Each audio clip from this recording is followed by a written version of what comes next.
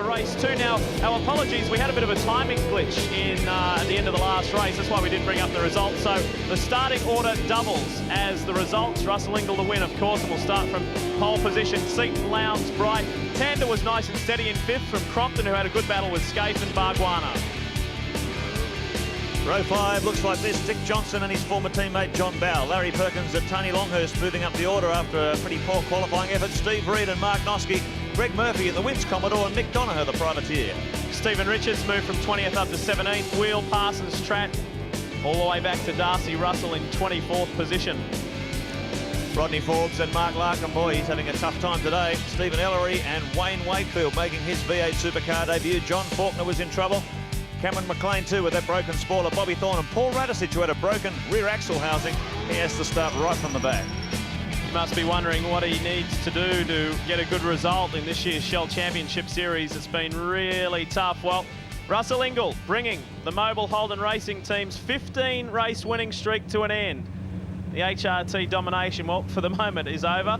Glenn Seaton, a good second place. Yeah, well, there's no doubt about Seaton's race pace. The car's very quick, but he's still having trouble getting it off the line. Axle tramp, apparently. They're trying to get the rear shock absorbers or the rear geometry on this car worked out so it doesn't bang this axle into the ground. It makes it very hard. He has to get off the gas, then drive it off the line, and by that stage you can see how much Ingle had on him. And Brad Jones talking with the general manager for Ford Racing, Howard Marsden. He said, I'm very pleased with what's happening, with what I'm seeing in the Shell Championship Series now, and the big difference is that these new Fords have been tested. Well, they have, and they're getting just a little bit more pace every time they go somewhere, and as you know, Glenn's pole position showed in the last race, he's certainly got the speed for a lap. The Pertec car did the fastest lap, and so they're really right on it at the moment. All right, watch for Craig Lowndes on the inside. He's starting from position 3.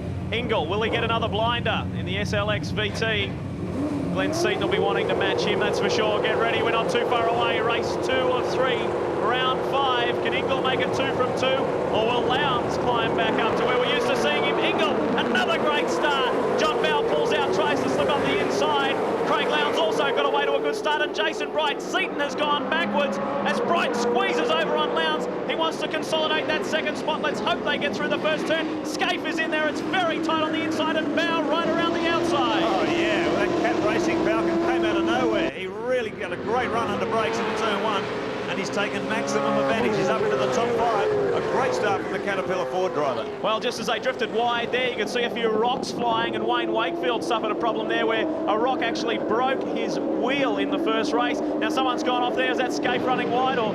Yes, it is. Yep. Lowndes still in 3rd. Then we've got Tander 4th. 5th is Bow. Bargwanna tries the outside option. Look how tight it is. Plenty of biff and barge on that opening lap when they come up through the valley.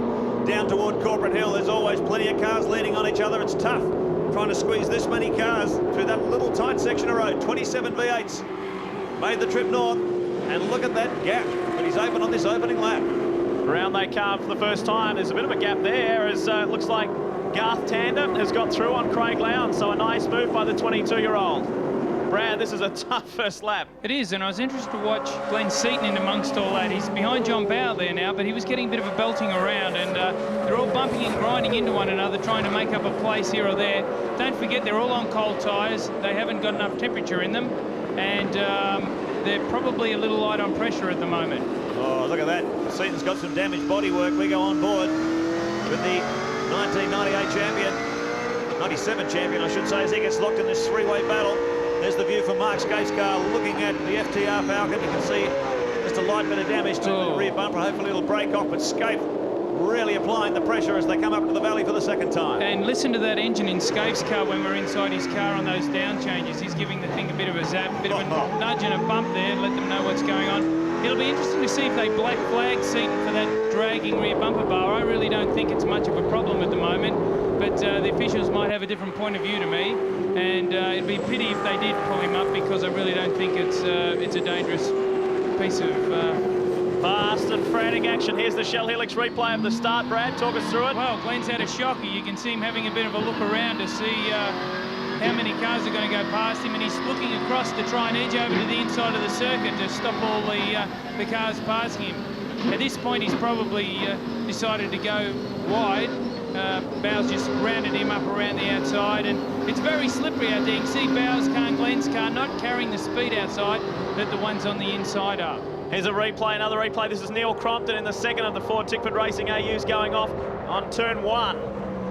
So he's a pretty unhappy time so far in 99. A good showing in race 1, but he'll have a lot of work to do now in race 2. Bow, then Seaton and still Scaife. We're talking 5th, 6th and 7th. Dick Johnson is up into 8th. Bargwana dropped back to 9th. And Stephen Richards has had a strong first 3 laps. He's up into the top 10. Craig Lowndes back in 4th position.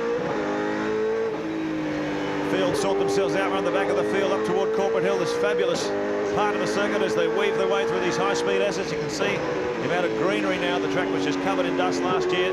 Organisers working very hard to make this a picturesque racetrack, and it's certainly worked. The track looks in beautiful condition, even though some of the cars were struggling for grip.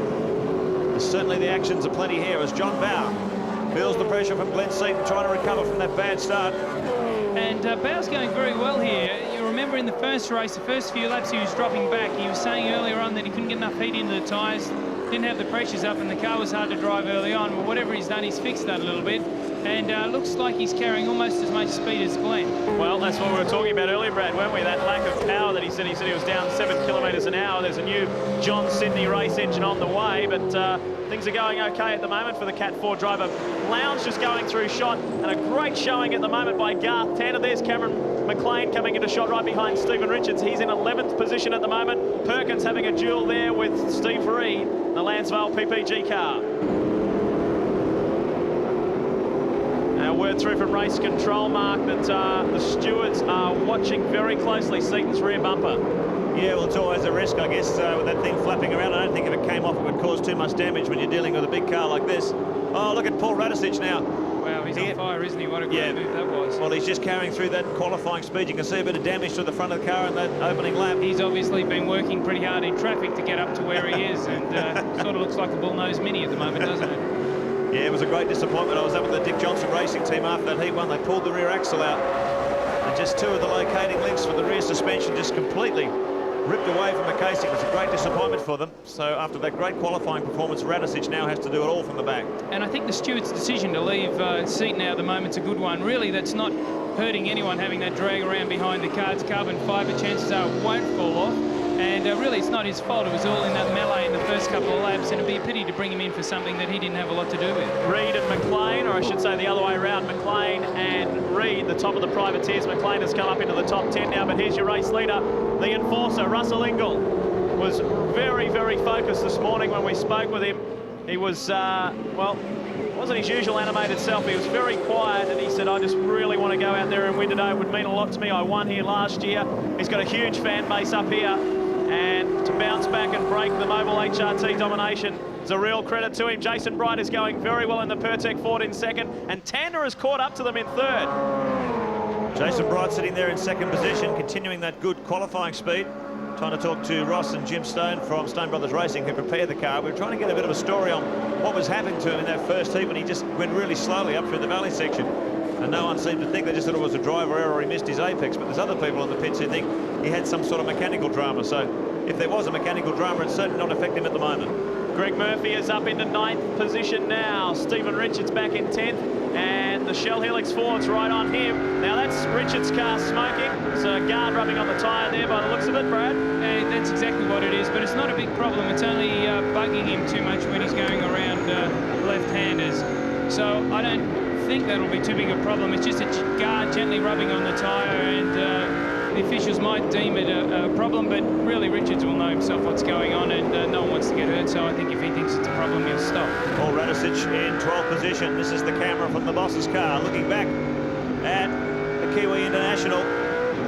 Doing a great job for Shell Ford Racing in 1999. Hasn't had the luck going his way as that broken axle casing would testify, but he's really showing that the speed he's got on board this car. Well, like he was saying, that he's really enjoying his time in the Shell Championship Series, but he finds it almost quite ludicrous as he comes right up on team boss and team owner Dick Johnson now.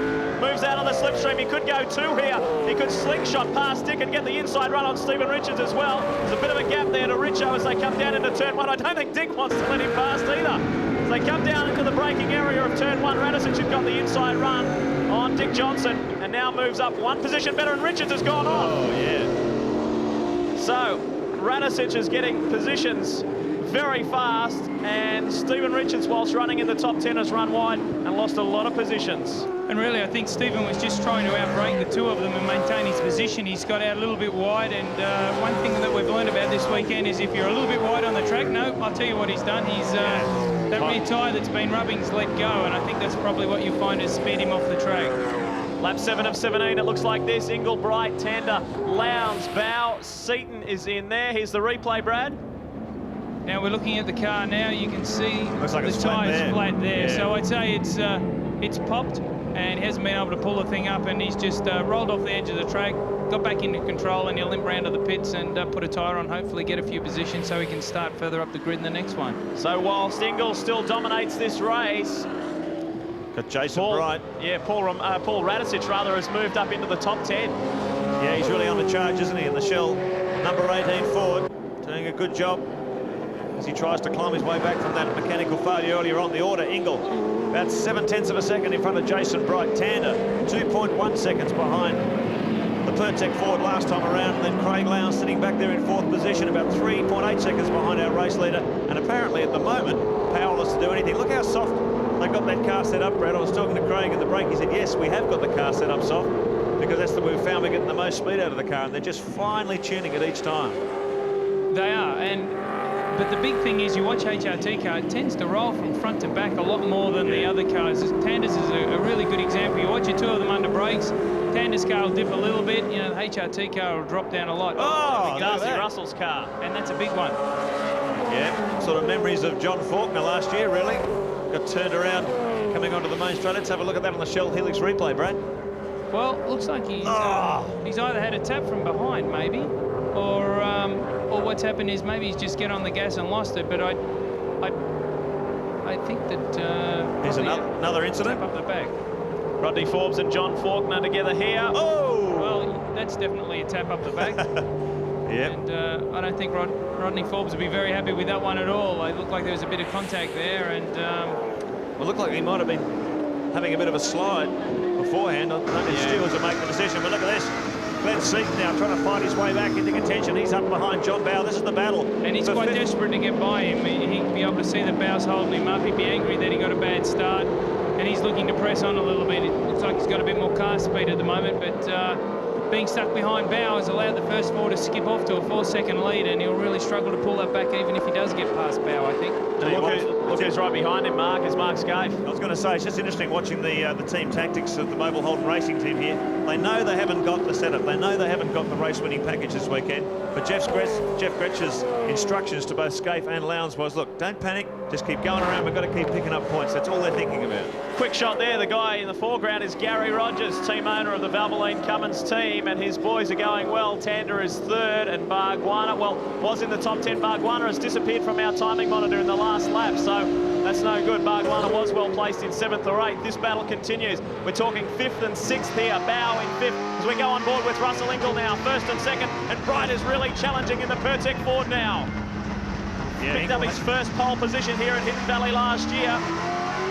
Now he's turning it into good race results after a rather unfortunate round at Phillip Island. Bright, who's well placed in the championship, sitting in there right on Ingle's hammer. Looks like Mark Scaife getting in much closer to behind Tander. Oh, big break up. Big break lock up from Ingle as he comes up behind the slower traffic. And Russell would not be very happy about this. That's Mike Imrie. I don't think Mike knows that he's even there. Oh, and that's allowed Bright to get a fantastic run onto the straight. Yeah. And Lowndes on Tander. Look at them weaving as Lowndes weaved out of the draft and saw Darcy Russell's car there and tucked back in very quickly. Watch those two guys as they come past Mike Imrie. Bright's not close enough to make a challenge here as Lowndes pulls out as well. Bright trying to be the intimidator. He's got the headlights on, filling up the rear view mirror of Russell Ingle. I think he'd be a bit disappointed. He came onto the straight. He was clearly carrying more speed than Ingle, but with all that junk on the road, he really had to duck back in behind Russell, so he didn't cut a tyre down, and of course that means he had to get out of the throttle and he couldn't carry his speed. Have a look at this. Oh, anxious moments for Garth Tander as he cops a little touch there from Craig Lowndes. They go side by side into the braking zone, and Tander moves out a little bit on Lowndes. So they're muscling it hard for 3rd spot. The ex-HRT car up against the latest one, which Lowndes, incidentally, will move on to a brand new car after this round. But Ingle leads the way. Scaife still charging hard in second, and Cameron McLean up into 8th. Welcome back to Hidden Valley. This is round 5 of the Shell Championship Series. Ingle, Bright, Tander and Lowndes, they're your top 4 at the moment.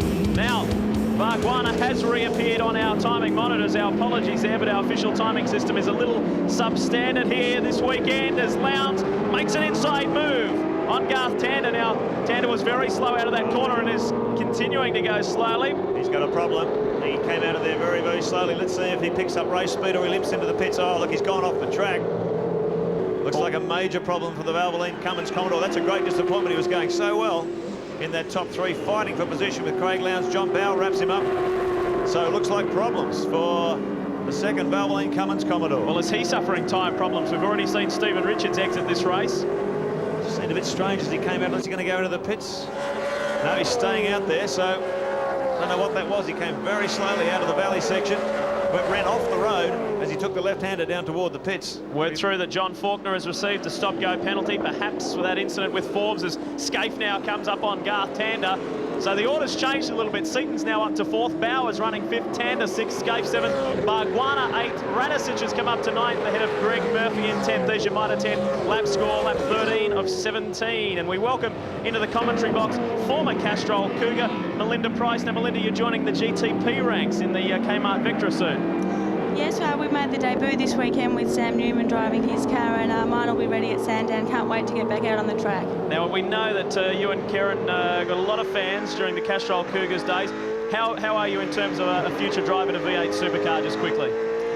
Well, there's nothing on the cards at the moment. I guess we're getting the Vectra thing up and running, and I'm just rapt to be back out on the track and working with Gibson Motorsport, but I'm sure, you know, V8s is where I want to be, and I'll be looking at trying to pick up a co-drive for Bathurst. Well, great to talk to you, and we look forward to seeing you on the trackside episodes and how you go in the Holden Vectra. Thank you.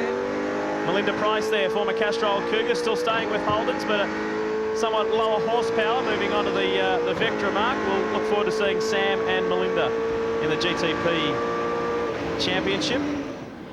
Starting lap 14 of 17, our race leader Russell Ingle, withstanding enormous pressure from Jason Bright, the Ford Flyer, fastest man here last year. He's got the lights on. I'm not sure Russell will be paying much attention to that. Well, as I say, he's maybe trying to intimidate him. Get that flash in the rearview mirror of those headlights every couple of seconds. Really, when you get to this close and there's nothing between them, Russell will just have a quick glance before they get to a corner and make sure he's blocking it. Replay here, Shell Helix replay, the Super Cheap Autos car, Bob Thorne, and that is Jason Bargwanna on the inside. Woo. Well, he's just out a little bit wide. As I keep on saying here, if you're not online, you're in trouble. You can see where the cars continually go around the circuit. There's 2 black lines. You can see it coming out of that corner. And if you're a little bit off the line and you're not where all that rubber has been put down on the circuit, you're in trouble. And if you're going a little bit quick, you'll spin, have an understeer problem. Here, have a look at this. Look at the rubber all over the track, though. Yeah, all sorts of debris, braking from 270 kilometres an hour down to about 100k for turn 1. This tremendous battle between Holden and Ford, Ingle and Bright. Just stuck together, joined by what looks like a rubber band. Well, there's plenty riding on this, more than just Jason Bright's first sprint race win. Of course, he is the reigning Bathurst champ, but it's more about Ford and Holden. And Ford, we haven't seen win a race this year, so it is a very important time for them if Jason Bright can make the move and make it stick on Russell Ingle. This is pretty tight stuff. Ingle, don't forget, won 2 of the 3 races here last year. He has never had a clean sweep, so pretty important day for Ingle as well. It's a great shot there too from the helmet of Russell Ingle. Looking up in the rearview mirror, look how close Bright gets here. And the crowd cheering, they're on their feet. Fantastic battle between Ford and Holden as they wind back around. Now Craig Lowndes is getting very, very close. It's going to be a 3-way fight for the lead. Lap 15 of 17, time running out. Russell Ingle to defend and Bright to make his move. Just 2 laps left to run. And really, this is probably one of the strongest Holdens and one of the strongest Fords. Now, we see Russell move over to block him a little bit there, but they don't want to get over in amongst all that rubber. And there's not a lot between these two, but Bright's doing the right thing with the Pertec car. He's putting it wherever he can, so Russell can see it in the mirror, and he's just hassling him along a little bit.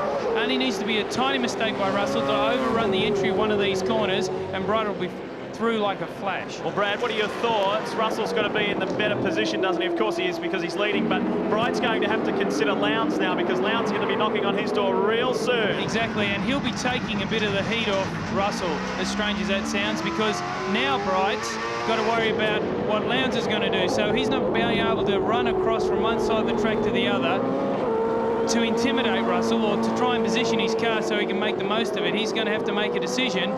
Okay, am I going out after Russell, or do I stay in front of Lowndes? Well, and we're going to stay with this battle, Brad, right to the end. This is great stuff. 1, 2, and 3. We have got 1 lap to run. This is the top 3. It is Ingle who leads the way from Bright. Watch Lowndes. Will he be close enough to pull out of the draft? He's got a bit of ground to catch up on the Pertec Ford of Jason Bright. He's the meat and the sandwich, the Ford in between 2 Holdens. On the inside of David Parsons. And, well, Jason's going to have to come up with something pretty special from here, I'd say, Brad. Well, yeah, he's either going to have a massive lunge, or Russell's going to make a mistake. And really, Russell's driven faultlessly through this race. And the truth of the matter is, Lowndes is closer to Bright than Bright is to Russell. So I think Brighty will be happy just to stay in front of Lowndes until the end of this race. But Lowndes is having a big go at him. I mean, around the outside in the hairpin, that's pretty brave stuff. Some brilliant camera work there. The nice close-up shot on to see if Lowndes was going to give Bright a little bit of a kiss. So we're less than a quarter of a lap to run in race 2 here at Hidden Valley. And Russell Ingle is well on the way to a clean sweep. He got away to another brilliant start alongside Seaton. This is Lowndes' last shot. And you've got to say, Lowndes, the HRT team have done it again. It's a fantastic effort. They've come from a car in the first race that didn't quite have the pace to, obviously, of these 3, he's the fastest on the track at the moment. Russell Ingle, the enforcer, makes it 2 from 2 as he comes down to the line from start to finish. Wasn't headed. Jason Bright, a very strong drive to finish second. And there you go. Russell will be very relieved to get that one out of the way. Glenn Seaton will come home in 4th behind Craig Lowndes. A very strong drive also by the Cat Ford in John Bow. Bargwana 8th and Radicic, a tremendous drive from rear of field. There he is on screen there into 8th position, or rather 9th position, ahead of Greg Murphy. So a really good drive there. A lot closer than the first one, Brad. It was a very good race. It was interesting because at different stages, Russell, Bright and Lowndes all had the fastest car on the track, and so it turned into a Titanic dice, and probably been one of the best races we've seen for a while. Well, the big Darwin crowd here enjoying the V8 supercar action, and they have just packed them in here everywhere at Hidden Valley today. And they have to love Russell up here. He's been unbeatable. Yeah, exactly. So Lowndes won the first race last year. Russell has now won the last 4 races at Hidden Valley in a row. He's got the net on the door down, waving to the fans, and really enjoying a great time in the hot north. As we check the final placings on your Shell Helix race score, Ingle makes it 2 from 2. Seaton in for good 4 from Bow. Tander, felt sorry for Tander there as he drifted back. Scape and Radicic, an unbelievable drive. Murphy will be pleased for his top 10 result. Noski, a very strong 11th after starting the first race, rear of grid, and Dick Johnson in for 12th. Stephen Ellery also a good result in 13th. Longhurst on the improve, so too Larkham, and Reed well placed in 16th.